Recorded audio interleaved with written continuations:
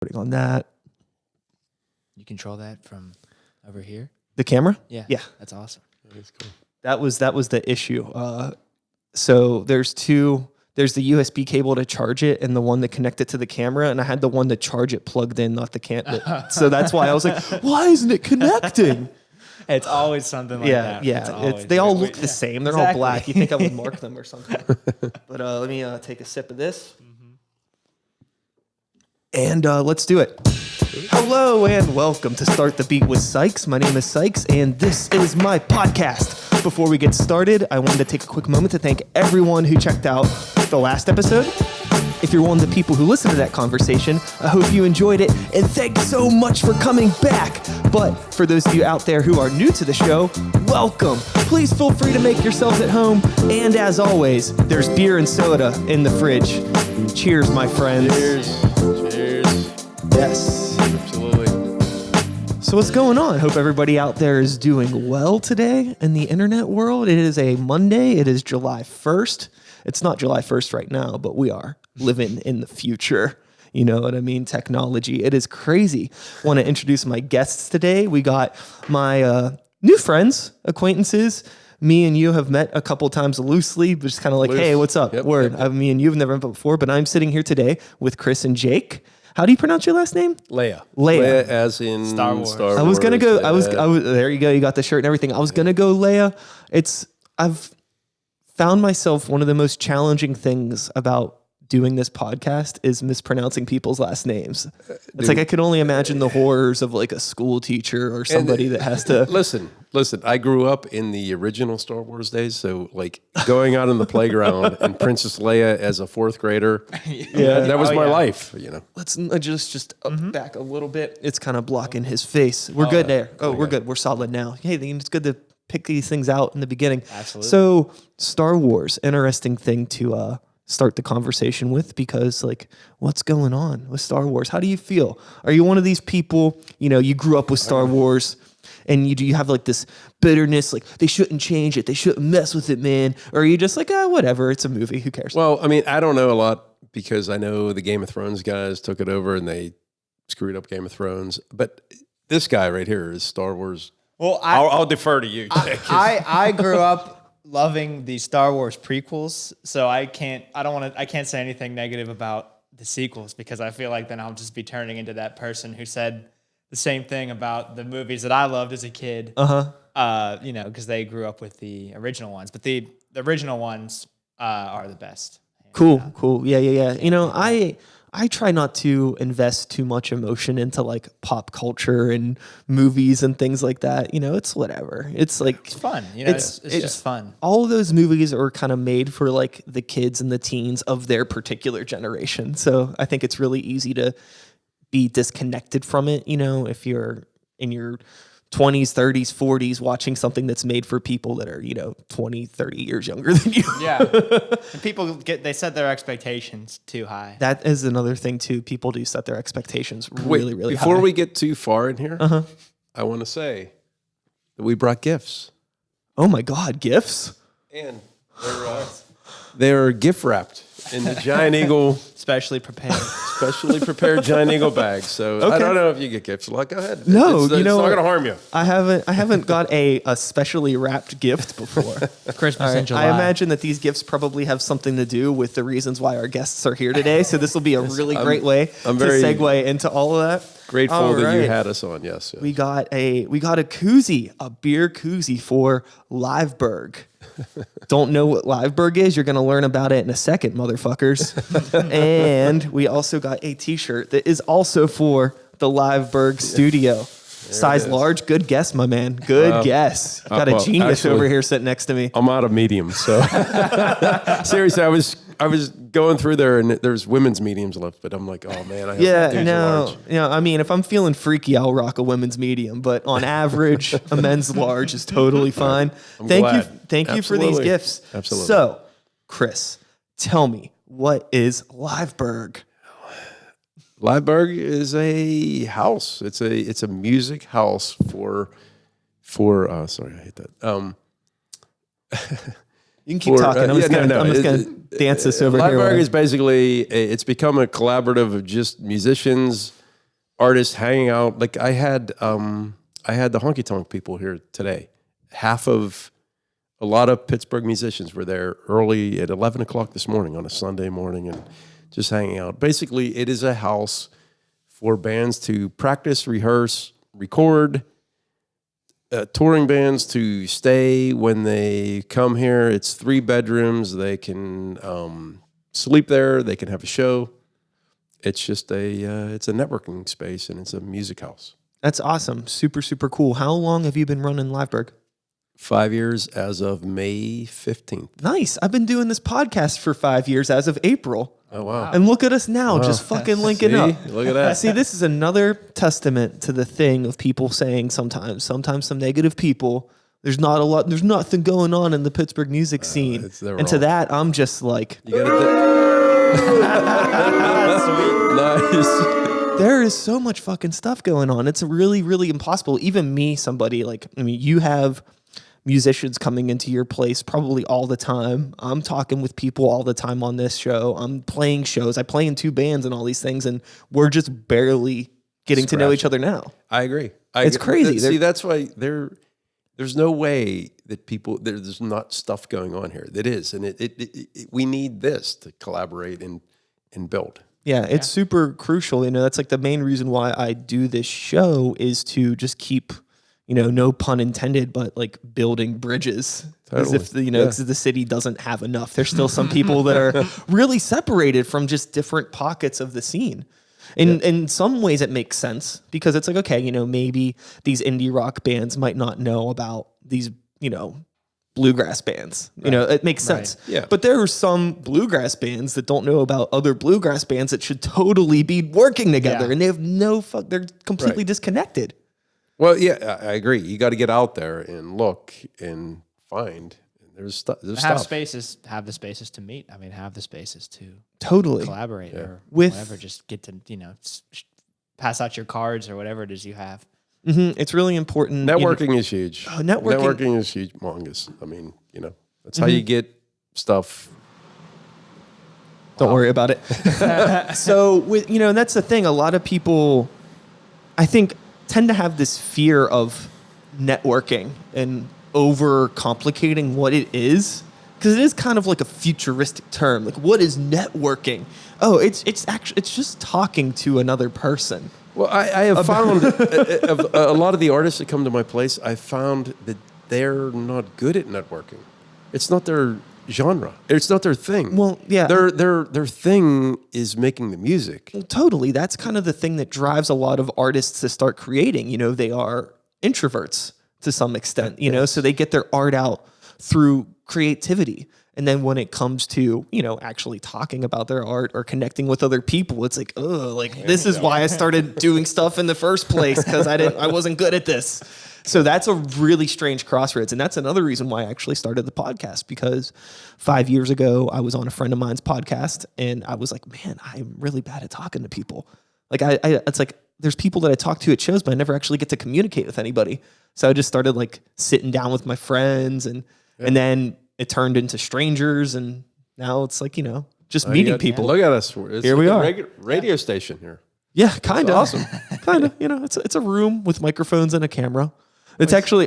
Wait, no, I will say that. Like, you contacted me Friday, I think, and said, "Hey, I hope this isn't going to be a problem. I've moved my studio to Penn Brewery. Is that going to be? Can you make it there?" And I'm like, like the Elephant Garden, the Peanuts, Penn Brewery. I said, "What time is it open till?" Yeah, totally. Yeah, I mean, I live right up the street in Troy Hill, but this is a new space. I mean, this is probably, I don't know. It's awesome. There's probably been a few episodes now that have aired and people that have seen here, but definitely still working out the bugs of a lot of things in the space. But I mean, it's just growing and learning how to do things. With Liveberg, what was that journey like for you with starting this thing and figuring out all the bugs? I'm sure there's still bugs. Oh God, there's been many bugs. Yeah, more bugs than you can count. Oh man, there's so many bugs. There's PA systems, but the biggest thing ever was, like, I had no idea that's what it was going to be. I bought a house next door to me simply because it was so close, and I didn't know what I was going to do with it. I originally thought about renting it out, flipping it, something. Long story short, these guys were probably in middle school, grade school, or high school. All of the band stuff, all the band equipment that was in my garage, my basement, our game room, slowly migrated over there. And then they started playing. Then bands started saying, "Hey, can we, use the space for rent or for practices and house shows?" And people started writing on walls, and then Game over from there. Yeah. Well, it is funny about the writing on the walls because the very first year we painted the whole place. My wife and I, she helped. We painted it. We did all this, and we were.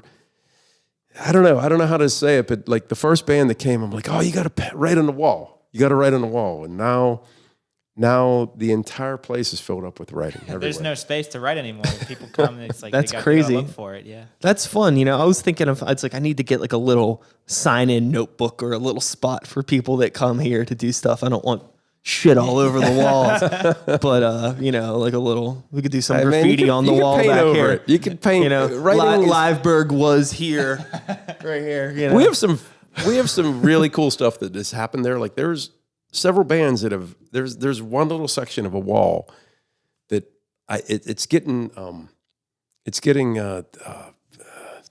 fading, but it was like the Posies and Tommy Stinson.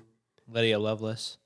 And then Ray Lynn. So the Posies signed it first, and then Tommy Stinson came and he played there, and he's like, "I will never be under the Posies." And he could only sign under it, but he wrote an arrow up and he signed it. And Lydia Lovelace came and says, "I don't want to be under the Posies or Tommy Stinson." And she signed way up there. And then Raylan Nelson was way down, "I don't want to be under any of them." So it's just kind of this weird little section of the wall. So that's cool. So, like you've expanded from having, just local musicians there. You've had other people that have come through town. Yeah, there I try stuff. to, when there is a touring artist act or something, I try to line it up with a local compatible local band, because it's a draw. It's a draw. I mean, obviously the touring band is going to draw, but then the local band is going to get seen. Yeah, And By sell their a merch. local audience too. Like, Yeah, they might yeah, and not they're have like, "Oh my known. God, you're here!" And I mean, a lot of let's face it, I'm out in the burbs, so a lot of these suburbanites aren't coming down to the city and everything. So it's an expansion. sure. So like people that have never heard, I don't know, Medium Important People or Angela Autumn or Recluse or somebody that don't go down into the scene, they see them play. They're like, "Oh my God, I love these guys!" And then they sell their merch and they get on board with. Networking. Yeah, exactly. It's not turned up. I fucked up. That's What was okay. it? Nice. Oh, we're learning. No, that's super fucking cool. So you mentioned, you're out in the burbs. Where is the house for people that aren't familiar? It is on Middle Road, literally within a quarter mile of Heartwood Acres. Okay. Like where the Heartwood shows are every Sunday night. And so it's 2629 Middle Road in Glenshaw.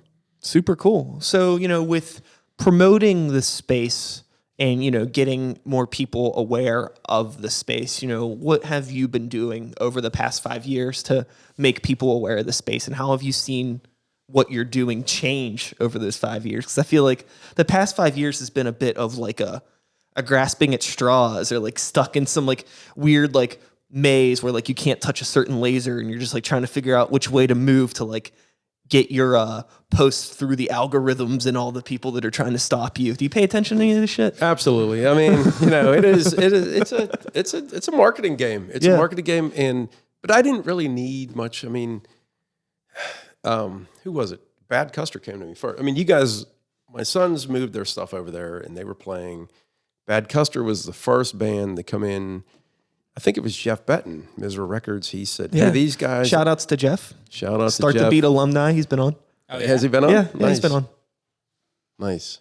I think Jeff's going to have some good information for you in about a month. Okay, cool. We'll go with that. Neat. But, Cool. Anyways, yeah. But Jeff was the one that reached out to me and said, "Hey, I got this band. They're in a hellhole of a warehouse rehearsal space." And anyway, they started practicing there, and I don't know really how it's become that I don't have to reach out to anybody. I get inquiries daily for bands to play there. Oh yeah. Yeah, Cool. Nashville. I mean, bands from all over. So in terms of like styles of music that are, that you see the most at the space, what do you think, Liveberg is facilitating the most genre-wise? Singer-songwriter for sure. And we've had rock bands. As far as punk type of, it's the Burbs and it's a house. It's rough. I love that kind of stuff. It's just not the kind of venue for me to be able to facilitate a mosh pit and all that kind of Sure, stuff. absolutely. But we've had full scale rock bands like the Posies and Recluse is playing next week. Well, I guess it'll next week, but it won't be before July 1st. Yeah, I gotcha. I think that it's really important, as somebody running a venue and being like / a promoter / wearing all these hats, just to be like fully aware of what your space is capable of and not try to overextend it. Right. Because it'll just fall apart. It's more suited towards a singer-songwriter for sure. That's fine. There's nothing wrong with that. Yeah. But yeah, I was just curious. I think that's probably a big part of the reason why our paths just really haven't crossed, because I know people that are in that scene. I mean, you're mentioning like Recluse, they've been on the show. Some of the Bad Custer guys have been on the show. Jeff Benton's been on the show. A lot of the people you're talking about are people that I've talked to, in the past in different aspects, but I've only met them through doing this. Yeah. Who knows, for any reason, if I would have met them under any other circumstances. I mean, Jeff I met through Get Hip because I work at Get Hip. Oh, I didn't know that. Yeah, I've been working there for the past 6 years. Wow. Yeah. That's cool. Yeah. Very so cool. That's kind of so another. Cynics are back on tour right now. Yeah. Well, they were on tour and then they got back and then they're going back on tour shortly. But they're in Pittsburgh now. There too. Yeah. They can have punk shows. They can have whatever. Oh yeah. We've done everything there pretty much at this point. We've done hip hop shows. We've done death metal shows. We've done folk shows, singer-songwriter shows. Nice. Garage rock, we've pretty much run the whole gambit. I think the only thing we haven't done is had an EDM rave or something, but I don't think that's going to happen anytime soon. Well, yeah. No, but no. We could. That's the thing. We totally could. You could. That's a traditional, somewhat traditional. That's a middle of the road traditional venue. Liveberg is a non-traditional venue. People drive by there. They're like, I don't know what to think. They're afraid to pull in because it looks like a residential home. Sure. I think right in. Yeah, and it's just, and then when you get in there, it's like, what the fuck? That's what's fun. There's kind of like a specialty thing to it, and I think there's another thing that's cool about it too, that you don't need to heavily promote it, and that it's more of an organic, in the know sort of thing. Yeah. That just seems really cool, and that's the way that a lot of house venues in Pittsburgh are. Even some of the ones that do facilitate more punk. Oh, yeah. They're it's pretty low key. You just kind of have to know. It's way about different than okay. So both of these guys, this is Jake and my other son Zach, just graduated from Duquesne. They had house shows. He lived in his house venue was called War of 1812. Let's not give a street name. Oh, yeah. Okay. But Jimmy Mayo promos all that stuff. That dude he's setting up bands all around everywhere. But they would have these. I mean, they were serious house shows, like in the college scene, and I love that kind of stuff. There's a lot of wild stuff around that area. Several different venues that I'm aware of, and it's interesting. I'm really excited that it's happening, but anytime I'm there, it's one of the first times I ever felt like I was too old to be somewhere was at a house show in Oakland. Mm-hmm. Oh yeah, and I'm not that old, but it's just I'm there, and there's a lot of people that are significantly younger than me that, are maybe not old enough to be doing some of the things they're doing, and it's just like, I don't know, do I need to be here? I'm with Do I need to play a show this bad? I don't know. But it's like you want to connect with the youth. The youth drives the culture and all that shit. But it's it's just awkward. It just feels like, I don't know. It just feels like it's not for me. It's kind of like those Star Wars movies, It's like, why am I complaining about it? It's not for me. This is for these are for the younger ones. Exactly. These are for the college kids. That's why they're here. You know what I mean? What the fuck am I going to be a curmudgeon about it for? Just walk away. Just walk away. Let them do their thing. I'll keep playing at, whatever venues. So you were playing there? Oh yeah. I was playing. It was a show that we were playing.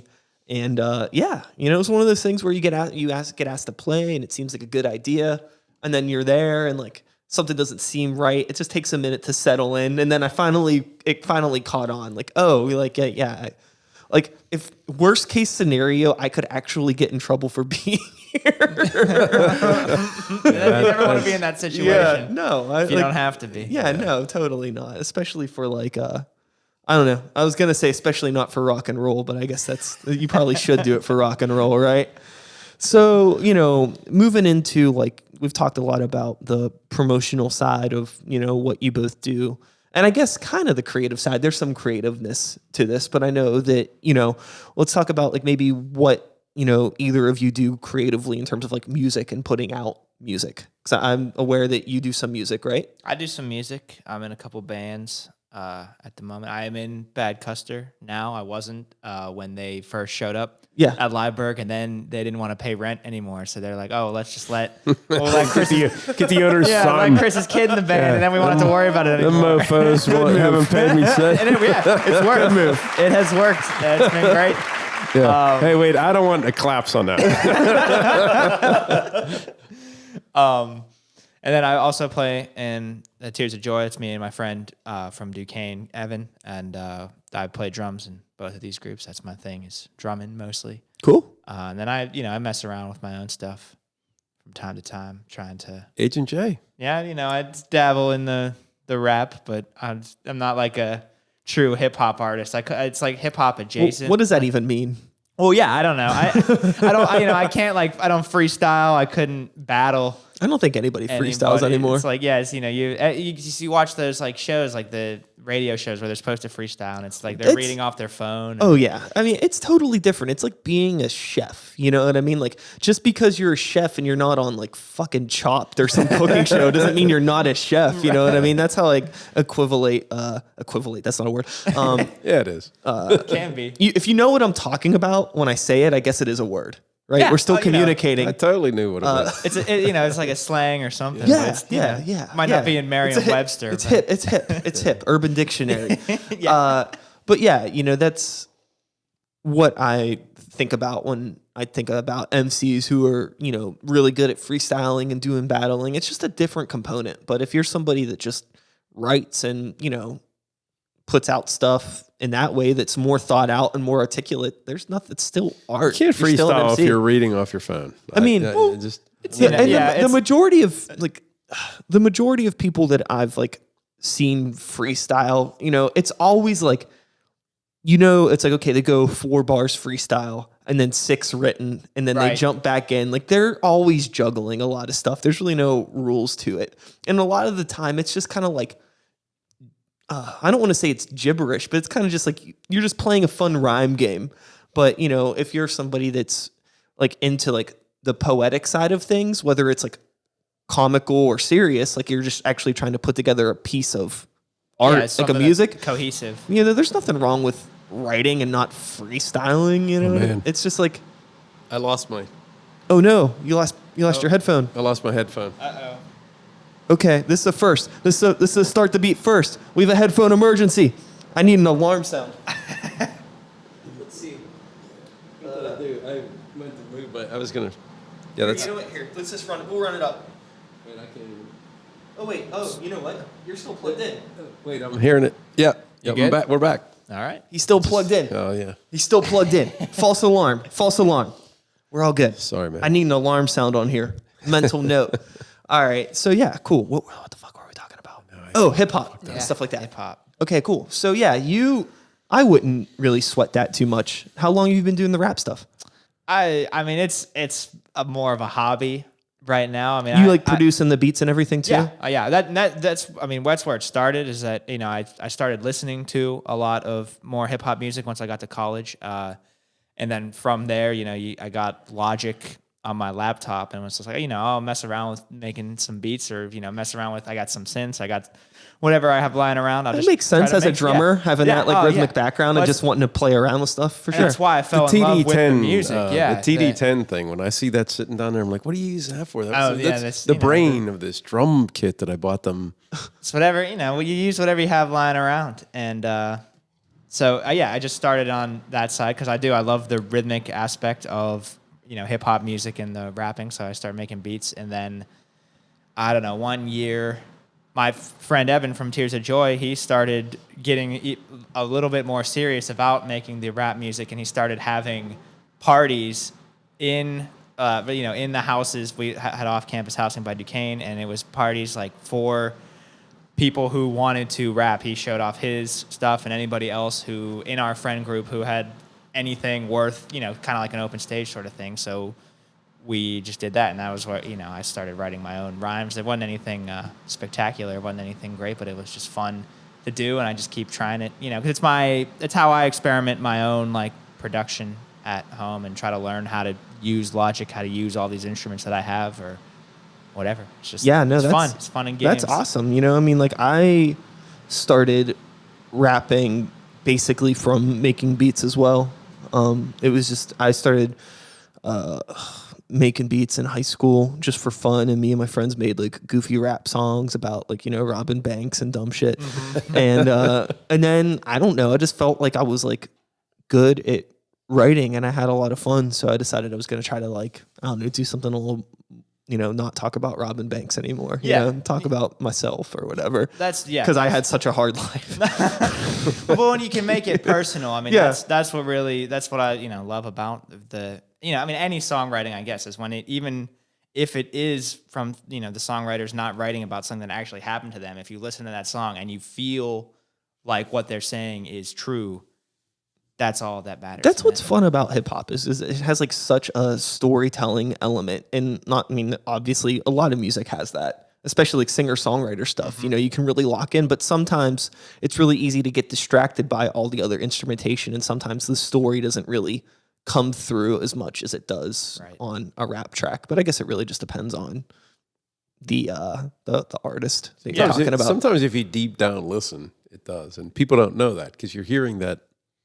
Yeah. I mean, you do stuff, and I hear some of this. I'm like, wow, this is a really good message. It is all in how you listen to it. I mean, that's when I first started getting into, rap or just any music, especially. I feel like I was listening to the instrumentals more so than the words, or like the way the words were being said more so than what the words actually meant. And it wasn't until I started to truly pay attention, even like read along to lyrics as I'm listening to the song. That's when I started to like, I feel like get better as a writer, at least understand what goes more into that, telling the story, painting the picture, more so than just like the musical. Absolutely. Which is, the two halves of it, the yin and the yang right there. That's how you make a record. Hell yeah. There's two. Hell yes. Chris. Clap. You got any I can't. Please. You got any musical background there? Yes, I'm in a band, but we are I'm in a band with 3 of my high school friends. Okay. And we graduated in 1985. We're old. Hell yeah. I was born in 1985. Shout outs to 1985. We are old. So we are still doing it, and that's what I love about music. But we're an old dad band that plays covers and goes to bars and has fun. We're not hurting our knees or dude, I'll tell you, I'm gonna say 2 things. Like, 1, that's fucking awesome. And 2, most bands are playing cover songs whether they realize it or not. Yeah, it's true. In one way or another. So it's just, cover song, cover songs disguised as original songs. It's funny, before Liveberg, my basement, which is supposed to be it's a game room. That's where we practiced. And when these guys were growing up, that's all they heard. And my wife, like the TV, I would come up after practice and the TV would be on like 75 because they just got used to noise in the basement constantly, and then you just have to live at a different level of volume. And it's funny because they talk about it all the time. Like in there's they know some of our old. That's where my earliest influences. I wouldn't even know anything about this. And we suck. But if I didn't see the band. No, we don't suck. I thought that was a normal thing. I thought everybody in their basement, there's just one night a week is dedicated to band practice. I think other people that would come to our house too. Like both my boys drum, so I bought them a electronic drum kit for their bedroom, which was on the second floor. Probably, I don't know, middle school, something. Mm-hmm. Yeah. But like you would sit down in our dining room, which was right below their room, and the whole everything was just like it was just constant. And my wife and I electronic drum kits aren't that quiet. No, they're not that quiet, especially when you're in the room, but when you're down below. Yeah. And but I never really paid it any attention until people came over and they were like, how do you deal with this? What, aren't you going insane? And I'm like, it's just part of my life. Just tune it out. Yeah, if you live with it. It's like if you're somebody that has a house next to the parkway or something like that. Like you just get used to the train. noise. Like you live right beside the train tracks or something. Yeah, you don't think about it at all. Something like that. I don't know. But yeah, I am in a band. I've been in a band. What instrument do you play? I play drums. Okay, so that's it's just it. drums across the board. Yeah, I can't read. We're a rhythmic family. Yeah. You ever have any like drum offs? Oh, or like just like sit down, like get all the kits set up and just jam. We have a lot of kits. It is dangerous. Yeah. Yeah. It's kind of funny because Zach, my middle kid that just graduated from Duquesne he's a jazz guitar major, but he is self-taught on drums. It was from that electronic kit. He'd win the drum off. He would win the drum off because he has this unorthodox style, and I think it's because of that.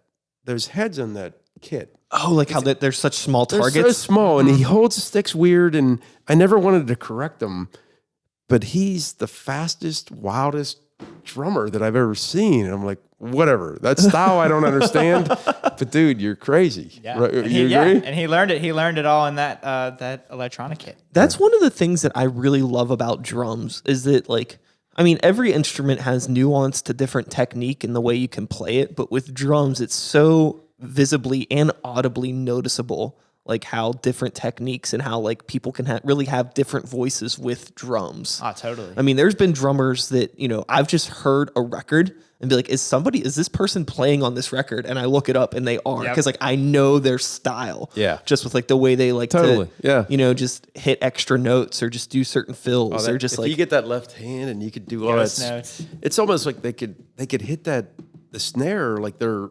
multiple hands. I'm like, some of those guys are crazy. Some one-handed rolls. Oh my God, yeah. That's when you take out the melodic aspect. I think that's why drums can be that way, because you just need to have, kick, snare, tom, cymbals, and then they're there. You play them however you play them. You don't have to worry about like, oh, we're in this key. We're gotta play guitar. Thank God, because I don't. When you guys are over there, and they're over there rattling around about, hey, major, fifth, minor, fourth. I'm like, whatever. Is it a quarter note? Is it I don't know. Totally. You got to use Google. I don't know. You can learn all kinds of music theory on the internet. No, I'm too old for music theory at this point. Too old for Google. I do, yeah. That's awesome. So here's an important question. All right, we're gonna get into it. This is the hot stuff. Oh boy. So something I've been really interested in talking to bands about is, like after a show, where are you eating? What's the post-show eats?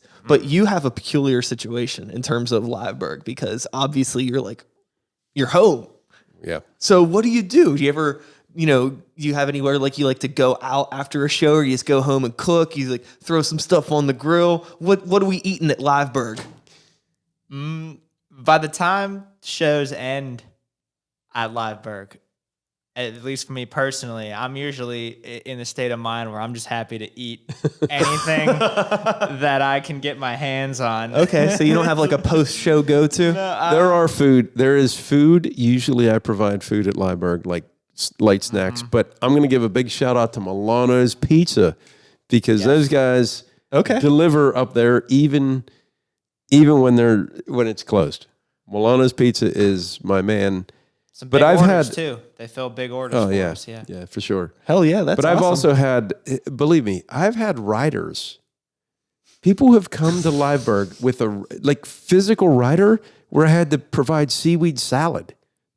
I'm not kidding. That's a perfect one. Yeah. When the rider came, I said, "Hey, do you know what this place is all about?" They said, "Well, just scratch off what you can or cannot provide." I scratched off everything and sent it back. I did provide the seaweed salad because we have a place up in Hampton that has a great ass seaweed salad. But, Hell yeah. But I don't do that very often. This is for certain artists that come up there or have come there. Yeah. Yeah, and but for the most part, when a Liveberg show's over, everybody's hanging on the back porch, drinking and just trying to figure out how to get home. It's more about the drinking than it is the eating. I think. Yeah, and they're eating chips and a post-show snack can totally be a beer. Okay, yeah. Okay, it's totally justifiable. That's top All pick right there. Then. Okay, Yeah, all right. definitely. yeah. I'll Wine take and that. beer, yeah. I'll take that real quick. We're going to do a quick detour real quick since we're talking about food. I like to recommend places that I've been going, give some shout outs. So, hey, you got to eat this. Sugar Spells Scoops. It's an ice cream shop in Sharpsburg. They do all cashew-based ice cream. It is dairy-free, but it is really, really good. I am not a vegan, but eating too much ice cream sometimes can make my belly feel weird. This stuff does not make me feel weird, and it's really delicious. They do a really good job. They're very nice people. They have a cute place, and you got to eat it. What'd you say that was called? Sugar Spell Scoops in Sharpsburg. Spell scoops? Sugar Spell Scoops. Or Sugar Spell, but yeah, Sugar Spell Scoops. If you're gonna look it up, Google it, that's how you get there. It's in Sharpsburg. It is fucking awesome. And shout outs to Pizza Milano as well for you guys. Milano's, yeah. And right there on Route 8. Yeah. Route 8. So, yeah. Chris, are you a Pittsburgh native? Yes, I am. Okay, so have you always been in the area you are now, or have you kind of bopped around? I've been here. I graduated from Hampton High School, and then I got a job. I lived in Virginia for several years. Okay, cool. So, We're getting beers. Yeah. Hey, open them. It's cool. Yeah, it's Get them. Wasn't sure the protocol. No. This is I've been. This air conditioner keeps going off. You think I give a shit? I'll figure it out. We'll work it out. I haven't listened to any of the audio that I've recorded here yet, so it's gonna be a lot of fun. Whenever I dig into it, it's either gonna be oh, that's fine, or I'm gonna be no. It's fine. It's very low. Yeah, I try Pittsburgh native. My wife too. We moved to Virginia for several years. This is a crazy story, but we had jobs down there, and we both physically quit our jobs. Okay. Just quit. And I remember her dad saying, "What? You can't just quit." And we're like, "No, we quit. We just came back. We got an apartment in Bellevue. We had no jobs, nothing. I mean, we just didn't want to be there.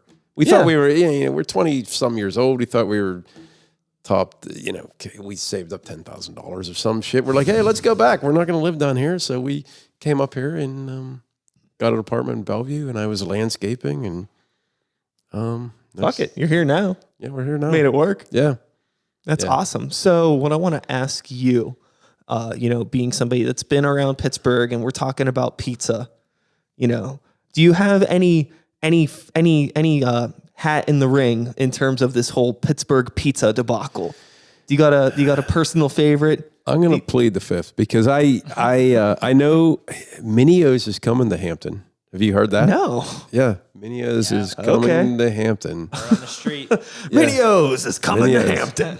But I mean, I've always been, of course, I'm partial to Milano's right down the street because I'm trying to get I'm trying to get them to Sponsor these sponsor Liveberg shows, $1 a slice, whatever. Hell yeah. No, but Milano's is really good pizza. I like Bellisario's pizza on, it's near the, people aren't going to know where it is, but Bellisario's is good. But I hear all this stuff about Minio's and what's that other one? There's Fiore's. Yeah, there's the one that puts the cheese on the top. Oh, betas. Yeah, betas. Yeah. We've had that. We've been to betas. You got these guys had a gig one time out in Mount Lebanon at a hockey rink. Some like It was the worst. I mean, charity it was a great Pittsburgh gig. celebrity hockey game. Okay. We well, it was weird because they had what we understood was that they were hiring us to be like the band that plays like in between plays or whatever. Like you play the music, but they also had music going over the loudspeaker, like regular stadium. They were up on the rafters and the hockey game's going on. It was interesting. We did it twice. Yeah, it wasn't a bad gig. The bad gig part about it was loading the shit up there. It's worse than going to what the hell's the one on the south side? With The Smiling Moose? Smiling Moose. Yeah. Like if you're a drummer, Smiling Moose is the worst. Or Brillo Box. Just carrying your stuff up there. I mean, I like playing playing that room, but carrying your stuff up the stairs. No, I'm sorry. No, Not ideal. I'm not ripping on that place. It's just hard to Those motherfuckers know it's a pain in the ass. They know. yeah, get some sort of know. dumbwaiter or something. So funny story, my metal band Grey Walker, we didn't play. We filmed a music video last weekend, and we filmed it on my buddy's property out in Carnegie. And he has like a bunch of woods and stuff, and we did this whole like playing in the woods because we're heavy metal thing. And but like the only space where we could get a clearing was like up this like there was like a big long just dirt path, and they like they shoveled it out and put in like some stones so you could actually make steps to get up For this video? For this video. Oh, wow. Like it was like a week's worth of work or 2 weeks worth of work. They actually like cleared it all out, flattened everything out so we could do it, and it looks great and everything. But after like loading all of our gear up and down that, we like almost simultaneously, everybody was like, I'm never going to complain about loading in at the Moose again after this. Cause it was like, 4 times the length of the Moose, but steeper and muddier. It was psychotic. And we really, really lucked out because seriously, like we had just finished loading up all the gear afterwards, and it started pouring down raining. Like it was starting to drip just a bit. We're like, we should probably hurry this up. But if we would have like fucked off or like, an extra 5-10 minutes, like we would have had everything in water, and it would have been a nightmare. Yeah. Yeah. Yeah. No, I hear you. I've been hauling gear for I don't even know how long. And it used to be not just because I got drummers. It used to be everything that you guys used to do was sound. Yeah, we had to take the PA everywhere. Oh my God. Our van was like, it just got to a point that it was just our every weekend. Thursdays were crazy. It was crazy. If you want to do something, you got to do it. Yeah. Right? Do it. You got to start somewhere. So, being in this position now as, people who help facilitate shows, and you have your own venue in the city, how has that changed the way you view the way some other places operate in the city, for better or worse? We don't have to mention any names unless you want to.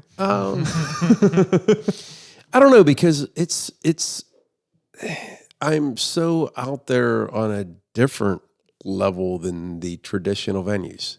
It's very hard to compare it. Totally. It's very hard to compare because nobody is doing this, and nobody in their right mind would. You buy a house, nobody would do this. So sure. Do you ever try to like take any mental notes when you're out at events? All the time. Yeah. All the time. I think about this all the time, and I want to, the other thing I think about is at any given day, I could get a knock on the door and be like, cease and desist. Oh. So I'm guessing the neighbors are pretty cool with it. Do they cover? Well, I'm the neighbor on the one hand. Across the street is Tom Bigatel, who is a phenomenal neighbor. He is an artist himself. His son is in Smokey Bellows. Oh, okay, recorded, Nick. Yeah. Nick is awesome. Shout outs to them. They've been on the show. Absolutely. They recorded at Liveberg. Oh, cool. They've recorded at Liveberg, so he's totally down. Other neighbor's really cool, and the neighbor right next door to Liveberg is moving. I guess I ran him out. Oh no! Anybody have $420,000 want to move to? That's how much it is. Jesus Christ! No, it's crazy. Yeah. Well, they have like 6 acres. They have that's a lot. of That's awesome. property, but it would be great if anybody wants to live next door to. Anybody in the local music scene has $420,000. Come on the show and let me know what you did. What is your go side back hustle? to your point? I take notes all the time, and I look at how things are happening. Like even at Mr. Small's Funhouse, that's relatively new in our world. I mean, it's been going for a while, and I think that's a killer spot. I mean, Absolutely. you said about mentioning names or whatever. What they're doing is right. Things are going right. So I take notes about if I ever get shut down and go the traditional route, I'm going to take notes. And Is that something that you think you would do in the event? Like if the house got shut down, would you be interested in like actually building up a space? I'm interested in it now. I'm looking around now. Yeah. That's awesome. Like, yeah. And what's the reason for that? Just to like expand and grow, or just because like you're, or do you just feel like kind of limited? I would like to have music every night of the week, and I feel like Liveberg isn't really a place that people were going to come to on a Tuesday or Wednesday. Sure. Like, typically, my shows are weekends and things because they're suburbanites coming out with their own alcohol. You know, getting more like an event. You know, yeah, it's an event. It's not like going to Club Cafe or, you know, going somewhere where you can promote it so much, and so it's a different vibe. That makes a lot of sense. Totally. I think that that's kind of like in a similar way. You know, why I moved from doing the podcast at my house to moving here. I think it was just a matter of like just wanting to grow and be able to do some bigger stuff and get some different people on the show. There's only so many people you could bring over to your house. Yeah. You know, and like, especially when like you're communicating with complete strangers, you know, which is like, I want to try to like reach out and get some bigger people on the show. Yeah. But being like, oh, hey, do you want to come to my house? And then they get there and it's like, we got to walk through my kitchen. It's just over here. You know, it's just, wait. I will. People have told me you don't want to screw this up though, because the difference is like Liveberg isn't my house. I live next door. Totally. So it's still the dynamic house though. Yeah. But the dynamic though, they're like, if you do this and you go traditional venue, it kills the vibe. Like one thing about what happens Fair at enough, Liveberg is weird because it is this like, I don't want to say no holds barred, but I always say there's only one rule and there are no rules, and everybody's respectful and everything. It's a cool place, but they're like, if you get a traditional venue or something, it may not be that same vibe of like this house show type of staying there, hanging out on the back porch, meeting the bands. I don't know. So I'm like at a weird place. Like, well, what you do is you get like a venue space, but like you build it out like a house, so it still looks like a house inside of it. Well, I'm trying to work out a deal with a venue very close to me and still have Liveberg as a place for maybe like an acoustic show. And okay. Yeah, something. But we'll see. Yeah, I mean, we'll like see. you could still have, I don't know, both. Like, what would you do? I guess this is like more of a not complicated, but what would you do with the Liveberg house if you got another space? Wow. Had you even thought about it? I haven't. Yeah. Maybe I'd sell it and actually make some money. I mean, because I had to paint it first. Oh, well, yeah. God, if we got to paint it. Yeah. Yeah, I don't know. It would be interesting to make money out of the place for once. Mm-hmm. It's been 5 years of bleed. So let's chat a bit just about like, you know, the finances and what it takes to run something like Liveberg. Oh God. You know, I mean, obviously you own the building, but there's still expenses. With the events that you do, like, are you charging covers or is it a donation thing or does it depend on the event? Only. Is there always donation? Every show that I have, I stop at Aldi's. I buy 2 bags of chips, 2 bags of pretzels. I buy a $16.99 bourbon and a case of beer. But I always just say it's a BYOB event. I provide light food and beverages. Okay, so like you're like I'm eating up like $20 each time. Sure. But I'm eating way more than that because the the after shows or the part, everything they clean up and everything, but it's Yeah, yeah, sure. fine. It's more than financial. It's like Yeah. the time that's put into actually the time that you're spending to go to Aldi's and go to the state store, go get beer, set things up, wrap cables, make sure the PA's working. Oh, I mean, All that stuff. Yeah. even It adds even up. with the bands, I've lost equipment.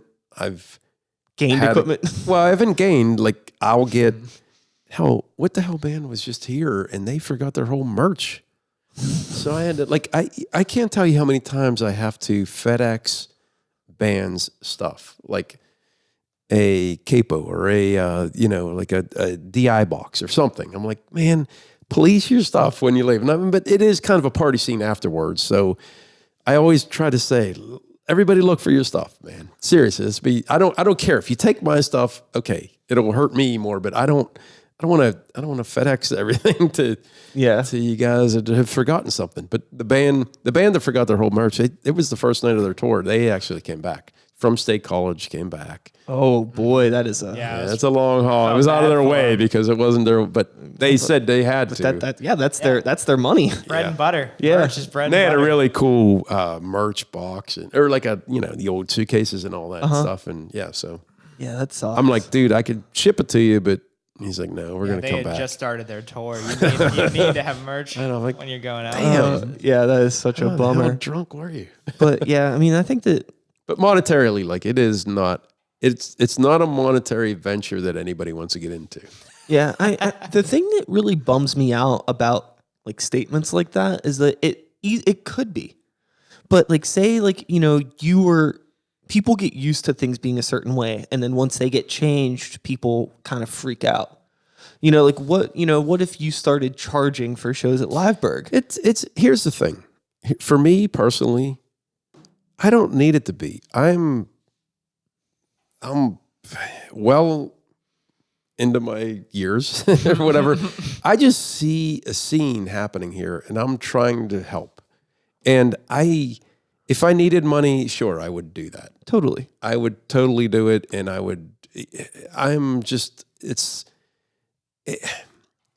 don't know how to explain it, but it's a weird subject because it breaches. Obviously, everybody talks about this. My wife and I talk about this all the time and stuff. And sure, everybody would like to have money for stuff that you're doing, but I feel like there has to be some way to monetize things better, though, because I mean, I'm in the same boat as you, where I've been doing this podcast for 5 years.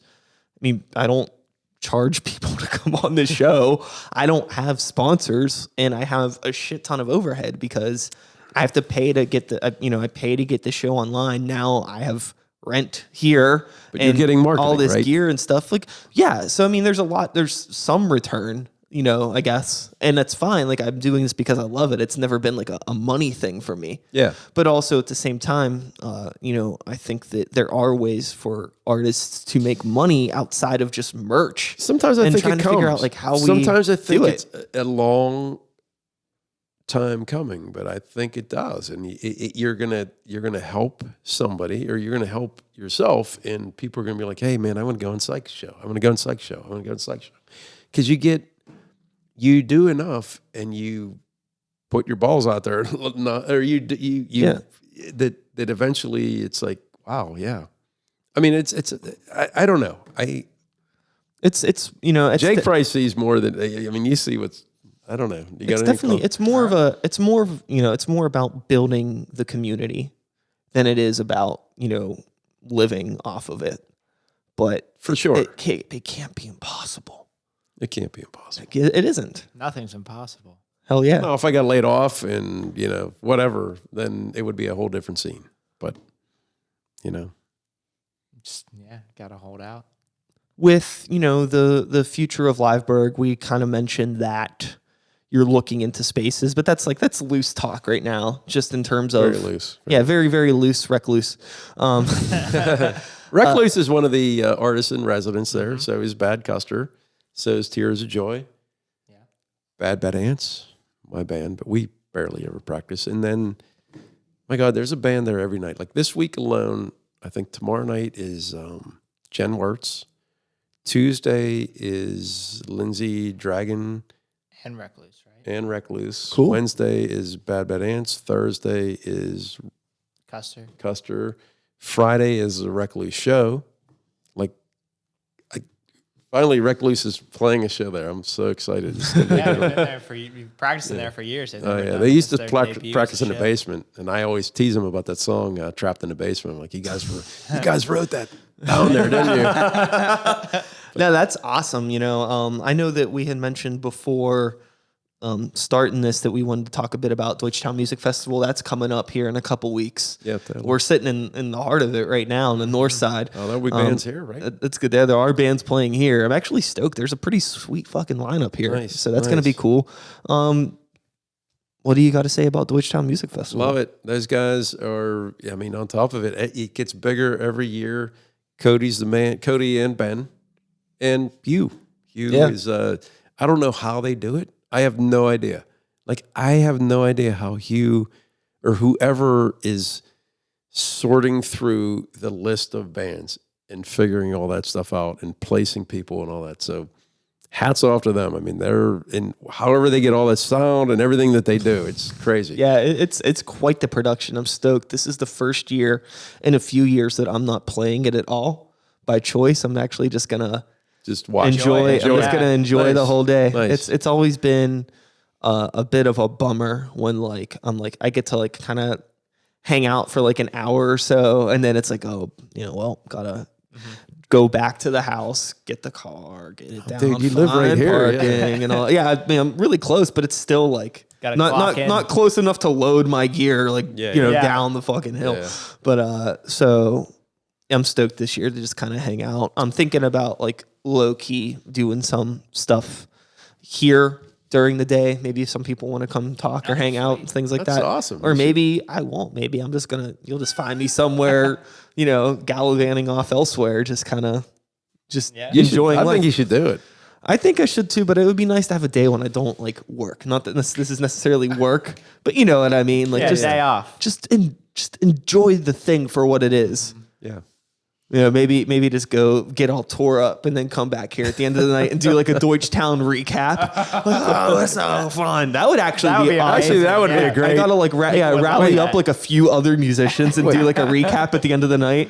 If you have a Sykes open night or at 10 o'clock, I want to come in here and say a couple words. Oh, that's God. not a bad idea. I just Actually, that's a bad idea. I just thought of this now. No, that's not a bad idea. That's a great. Okay. Let me. I'm going to logistically think about that. That's up here in my brain hole. So we'll see. note. We'll see what we can Back do in about your that. little mind, yeah. That's super, super cool. So this is airing July 1st, which means some of the stuff that we had talked about has already happened. Cool. It was all great. If you weren't there, you really missed out. But is there anything at Liveberg that you can think of that's coming up, But yeah, there's a really good show. God, I got to look at my calendar, but I know Dead Gowns with Angela Autumn. Oh, can I look? No, you can look. Yeah, You I can got to look. look. Gotta cheat. It's not a problem. And Mulebone. I just got to get the exact date because That's gonna be good. Mulebone's awesome. They've been through a couple times before. You have any shows coming up? Well, Bad Custer will be playing Deutschtown the Friday night. I think it's July 12th. Yeah. At the Elks, I think. Okay. I should know. Hey. I don't know exactly where. That's part of the magic of Deutschtown. You really just don't know kinda what's show going up, on yeah. until you show up. Yep, Yeah. exactly. But we're playing Deutschtown 7:00 Friday night. That I know for sure. I'll tell you this to answer your question, Chris. Part of the way I think that they make Deutschtown work is that nobody actually knows what's going on at all. They all just figure it out day of. You just know that it's happening in these areas. Yeah. You got to work it out. Probably true. It's very loose, and everybody just kind of figures it out. That's probably true. It's absolutely. Hey, and that's how Liveberg works too. Totally. There's bands that are coming there, and I'm struggling. I'm like, I don't even know. What, all of a sudden they're, hey, It's showtime. it's showtime. Yeah, gotta get ready. It happens. Gotta wash the sheets for the beds. People are staying. Oh, that is one thing that's the killer. There's so many. We just had back-to-back husband and wife team that stayed. And the washing the sheets and everything is the bigger pain in the ass. Yeah, because like all the- there's a lot of behind the scenes stuff that people don't realize happens. Oh, It's kind of totally. like running a hotel, like Yeah, and small scale. I have a day job. Like I'm over there at 6 a.m. like cleaning up or whatever. Hey, there's another band coming. Yeah, there's always so much that goes on behind the curtain that a lot of people take for granted. Yeah. And I think that's, I guess, again, going back to my point, why people shouldn't be so hesitant to maybe throw $5 or $10 at a show, because there's a lot of time that goes into those things, and people should be compensated for their time. That's all I'm saying, bro. I was in thinking, a perfect world. In a perfect world. absolutely. Yeah. But still, we're all helping the scene. You're helping the scene. That's your thing. Doing what we can. I was thinking of June, but you said July because I know. June's over. We've June been through June already. Yeah. So as of July, I have a band called Mink's Miracle Medicine coming July 18th. They're awesome. Look them up. Oh God, what's their song coming out of Nashville or something? It's really cool. And then it's July 25th with Mulebone. Mulebone has been there before, and this guy. It's a 2-piece, and they are incredible. He's in the New York City Blues Hall of Fame. He has a studio up there. His name's Hugh Poole. He brings a guy named John Ragusa who plays everything from the piccolo to these saxophones. Anything to woodwind.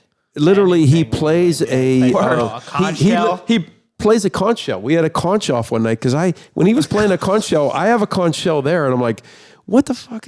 Conch off. Hell yeah. Yeah. It was Oh, crazy. yeah. Hell yeah. I mean, That's what the happens Mulebone at Library. show is gonna be crazy. It's bluesy souls, and he's in the Blues Hall of Fame up in New York. He's really good.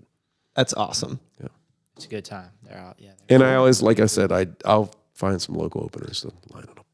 And there is social media stuff for Liveberg. That's Yeah, on the Liveberg internet stuff. Studio. I just recently went, after years, I'm like, they said, you got to get a real site. So I set up livebergstudio.com. It's kind of in the works, but it's out there. livebergstudio.com, Facebook, Liveberg Studio, YouTube, Liveberg Music. I've been filming stuff for, God knows how long.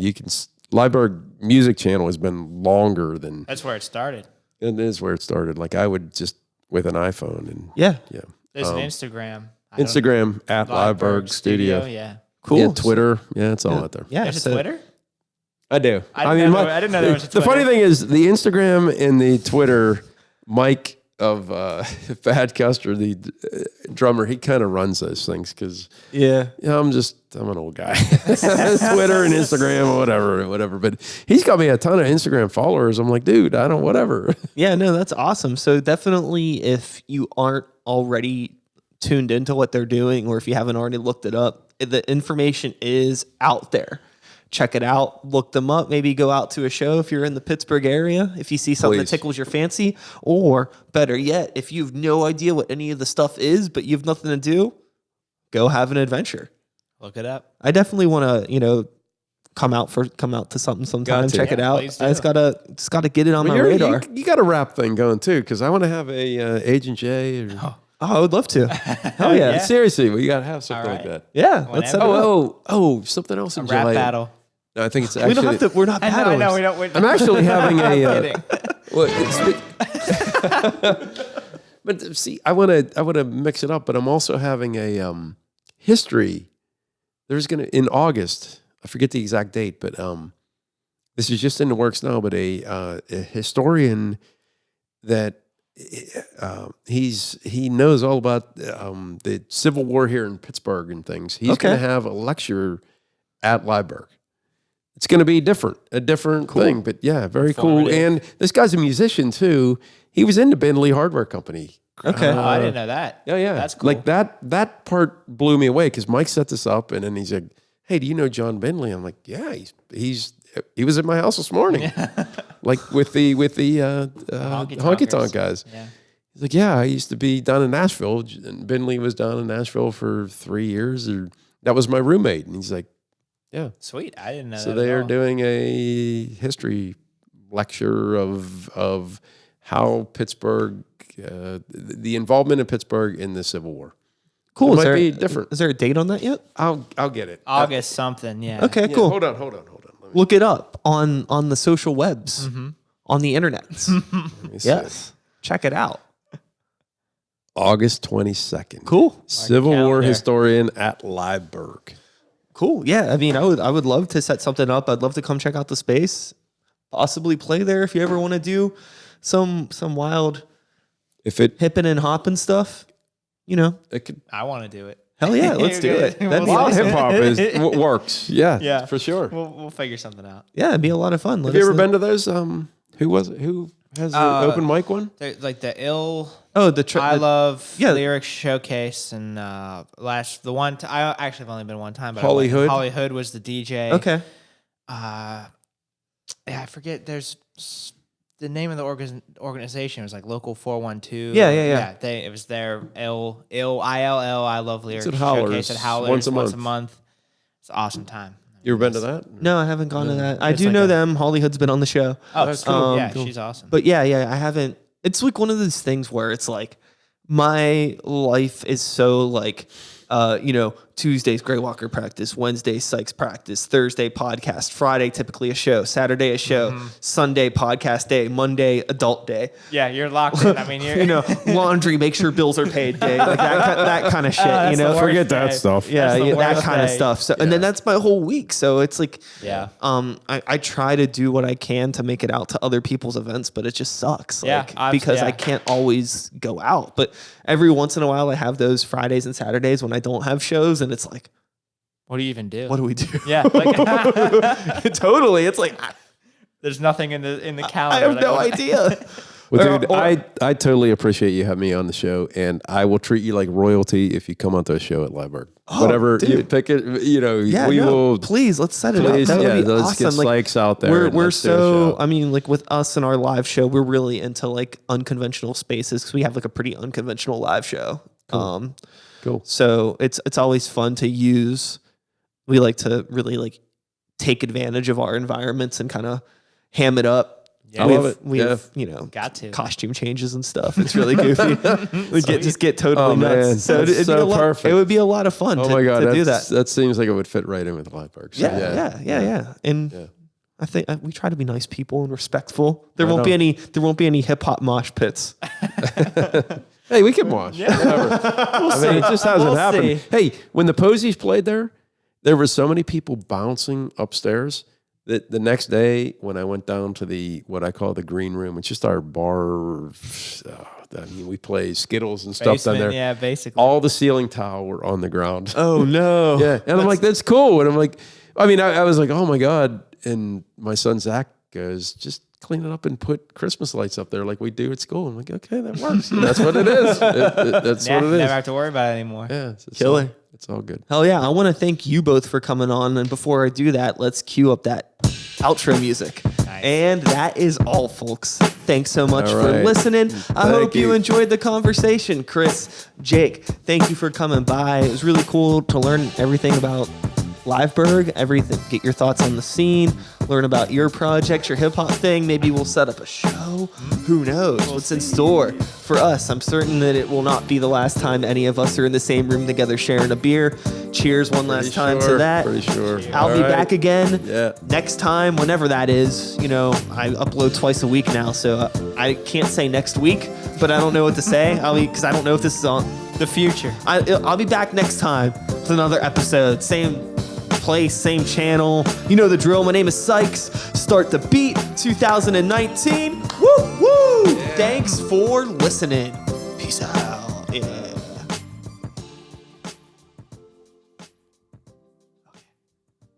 Then we awkwardly just sit here and leave it on. And Sick. stop.